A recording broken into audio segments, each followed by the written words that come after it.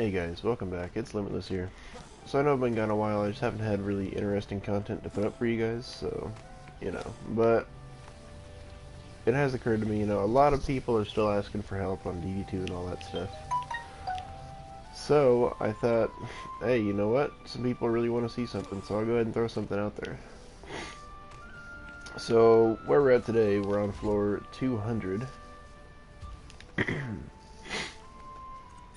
And we've got PDT, Earth Shatter, LSA, Flame Aura. Now these placements don't matter too much, because mine actually have range on them, so, and like you'll see here too, I'm not going crazy with all the mass destructions and everything. Like, that damage is actually pretty low, you can see, because, for instance, where is she at? On the Huntress right here, you can see I'm using a Vicious, which is just for range, which I could have done with something else. I just didn't because I'm using it on other things right now, so I could have used a Deadly Strikes instead of it. It would have been fine. It's just that all my Gilded Deadly Strikes on other things right now, so and I'm not even using a Gilded Explosive Poison, so, or say, the Apprentice here, for instance, the Earth Shatter. There's no mass on there. So the damage may look high, but that's just because, I'm progressed pretty far, so. I'll let you see the ranges here. So that first range up there that you can see kind of cuts off right there sharply as the lane turns. That's the PDT range. But this Earth Shatter will actually go on to hit into that other lane. And that's because I prefer a ranged build. You don't have to do that. You can get more DPS out of a non-ranged build, but you have to put them closer. That way they hit much earlier, and they're much more vulnerable that way. Now, as far as the Flame Auras, Flame Auras and the LSAs are here just for DPS boosting. Flame Aura obviously DPS boost groups, and the LSA is there to DPS boost flyers and bosses. So you can see the range is actually pretty big on them, but the damage isn't devastating. I'll show you there. I put a Flame Aura up there because that's how I do it. I use, 15-20 range on my Flame Auras, which that 15-20 range, you can get that from Gilded Deadly Strikes, and from having your Gambit, the range Gambit. I'll show you. You can get it from having this range Gambit maxed out, and from having the Gilded Deadly Strikes on it. And then you can see I put one here, that way the flyers kind of have to run into it a bit. So what this does, the Earth Shatter and PDT, I think a lot of people know by now. That's poison and earth. So we get our Petrify whenever they both hit something. Now obviously not everything's immune to Petrify and everything, but you just have to go by what you have. As far as the modifiers, you can see like Unstoppable, Armored, that stuff. You gotta go by that stuff, because that's going to determine how you have to place things. But, I mean, we're on floor 200. This isn't super easy at this point, but we'll give it a shot, because you can see I still have 90 DU, so it's enough to place a wall in every lane or something, or an extra Flame Aura in every lane, whatever. So it's not like I didn't leave this, upgradable, kind of. And then, of course, you always have to factor in, you have heroes, You can DPS on a hero and help out. You really can. It's nothing in the rules saying you can't.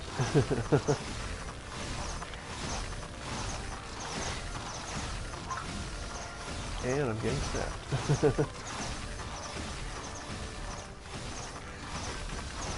Now, in my experience, you want to use both the mini-map and the actual map.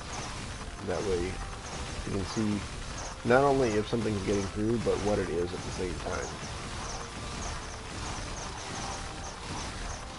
Now, one of the nice things too about this, you'll notice that I'm not using tenacity and stuff, so Having those up there like that is going to let the flame war and stuff catch the attention of the of the cyborgs, rather than letting them just try to walk through and shut these down instead.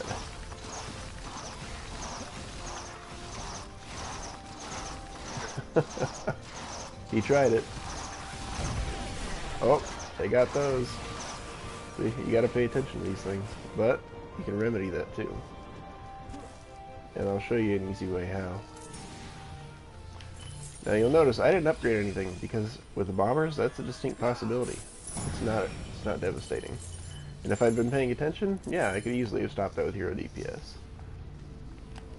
So let's see, they've got Abominable and Power Block, but like I said, I had room for upgrades. So there's multiple ways you can go about that. Now you want to set this so that line is kind of going through the rock just a little bit there. That's cool, man.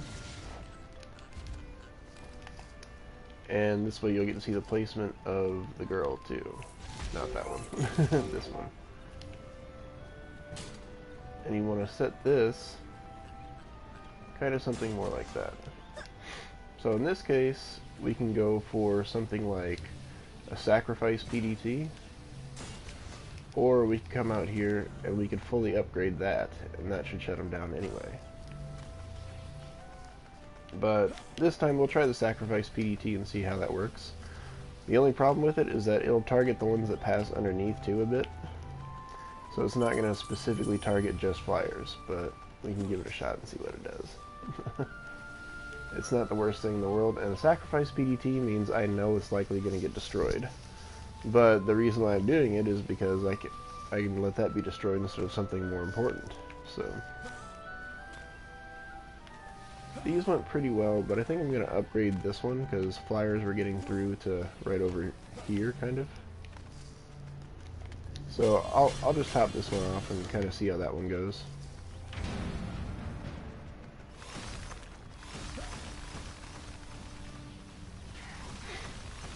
But all in all, this build went really well. It was just operator failure there that let those get destroyed.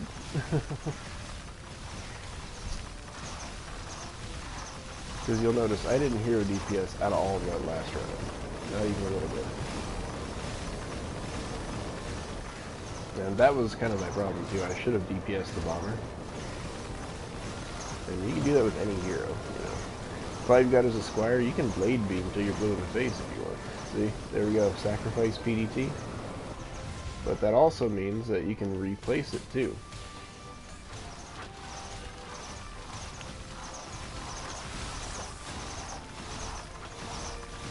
Scarnash. Nasty, dude.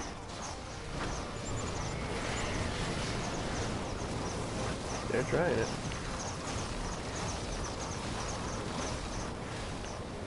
Ooh, Scarnash went down. That was nice. You know, you can try to hero DPS that. And try to get rid of the bomber early. But if you don't kill him, that's going to happen. But what's nice about that is it costs 40 DU to put that down and 40 mana, you know. Oh. See, I really should be paying more attention. But you can see too, I don't really care. It's easy.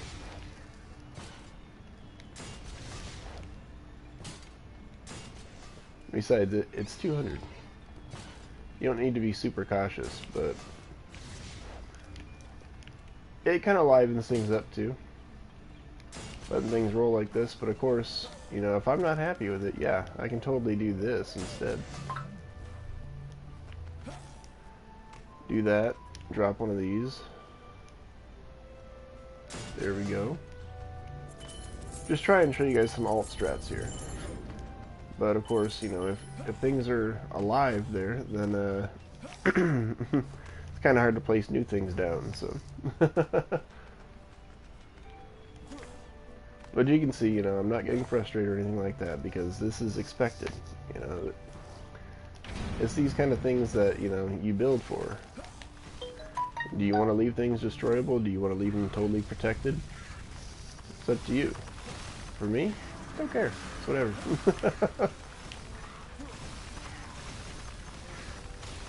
That's the nice thing about this too, because it's not primes. If you lose a wave, you can retry it.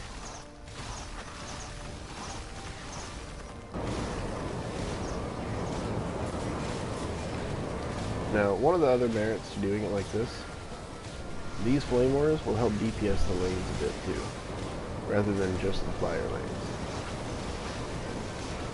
And then of course, we can go through upgrading.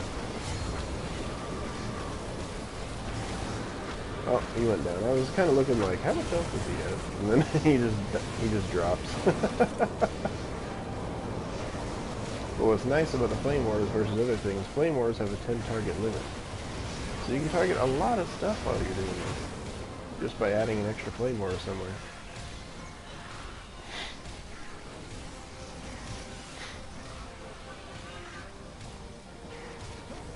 Oh yeah, there's the boss.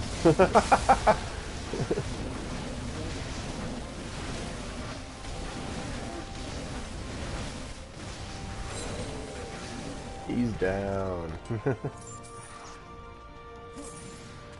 I kind of wanted to show you too that, you know, even if you don't pay super attention like this, you can still win. So. And that includes bosses. So when you get far enough that things are becoming a problem, well, you know what? You should definitely start doing some of this.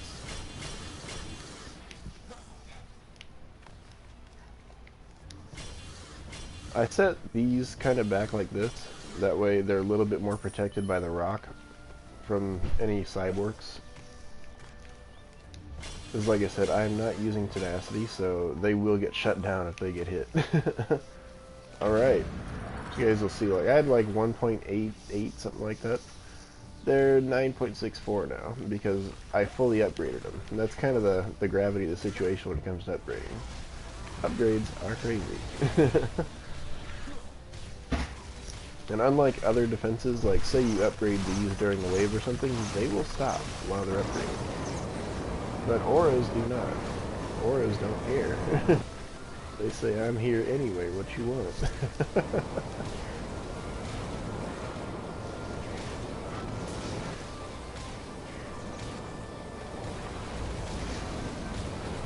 Now, of course, if you wanted to, you could go, you know, major fortification down here. And say, all I want to do is these two defenses. Okay, it's going to make things harder, but you can just, like, over PvP stuff.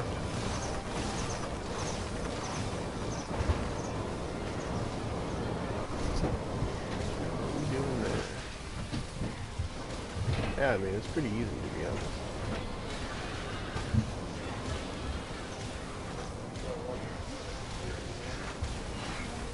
There we go. That's dark. There you go. Keep going. You'll notice he dropped a lot faster than that ogre did.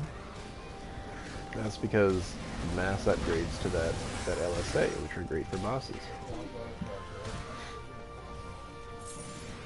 So you can see max here we're using 4 defenses, and you don't even have to do quite that much, you know.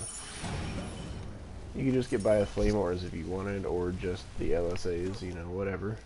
It's just that one is better at one thing, the other is better at something else, so. And they are a bit different in cost. Flame Wars cost 30, LSAs cost 20. But 30 is pretty good, because I can still, like right now, I can still place another Flame War somewhere, or I could place an LSA somewhere and have 10 DU left for no reason.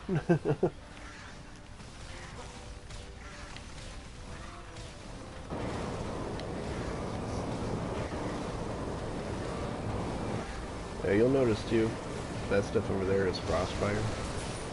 And if you see a skull somewhere, which I haven't been paying attention to it, but if you do, that's Grave Infection.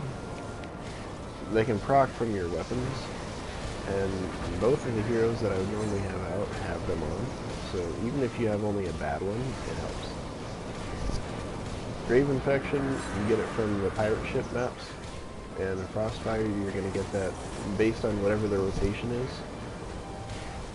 You just gotta kind of look it up and see, or you can get it from players, but it comes from the Draken Frost maps.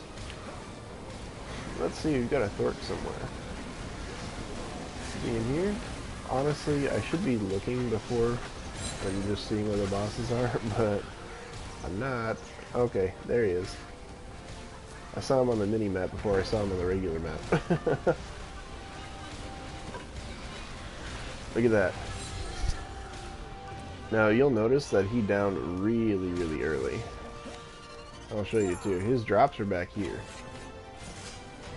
Like, he dropped his stuff back here, and you can see I don't have any defenses in the way here. What that is that the earth shatter that I have back here, with my range on it, hits clear back into this range. So, and then of course, when he starts reaching in closer into this, the other earth shatter kicks in because he's now in range again. So, it's that kind of fun stuff. And then of course, you know, don't discount the fact that he was walking through Frostfire. Like, that stuff hurts. It's ridiculous. I'll show you guys too what I'm talking about. So let's see, I've got a 10 Grave Infection and a 9 Frostfire on this weapon.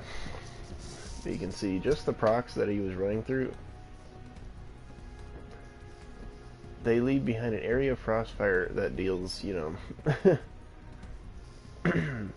275k DPS per tick for 5 ticks. And of course, if he was near enemies that were exploding, well, they explode for 1.8 million damage. And I mean, the same goes for Grave Infection, you know, it's crazy. So, that's how that goes. I hope you guys enjoyed it. And the next one, if you guys want to see it, I'm going to throw up some tips and alternate building strategies and stuff like that. That some are advanced, some are not. So, either way, hope you guys enjoyed it. That was floor 200 in Onslaught with only original heroes building. So, as you know, you really don't need an EV2 for this, even like later game building. Alright guys, we'll see you next time. Have a great day. Thanks for tuning in. Remember to like, subscribe, and comment if you feel like it. We'll see you later. God bless.